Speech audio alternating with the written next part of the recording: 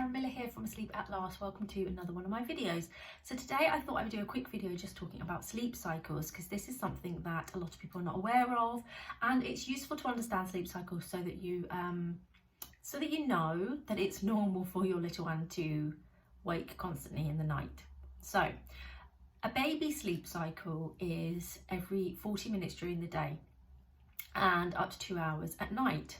Now, we all have sleep cycles, and we ourselves as adults will constantly wake up in between sleep cycles. So a sleep cycle is basically different phases of sleep, from light sleep to deep sleep back to light sleep again.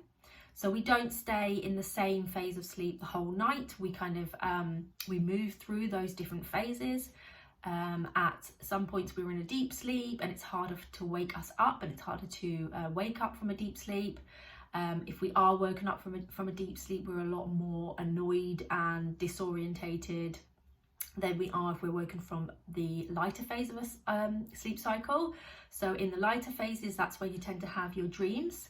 So if you wake up and you can remember your dream quite vividly, it's probably because you were sleeping quite lightly and you have had several really vivid dreams just before you've woken up.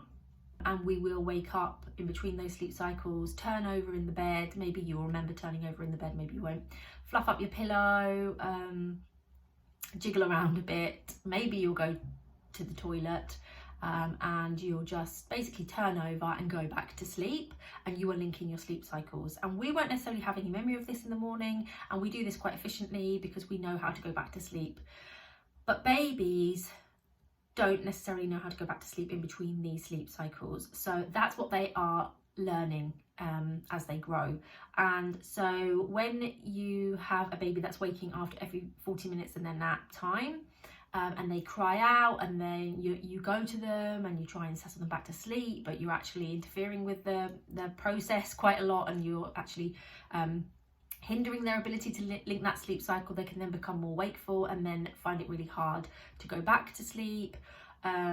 Or if you've got a baby that just wakes up and screams and has a screaming fit for maybe 10-20 minutes and then goes back to sleep, and you're confused, like, why will they not just stay asleep? It's just that they are linking sleep cycles. It's not necessarily that there's anything wrong with them. It's not that they particularly need anything.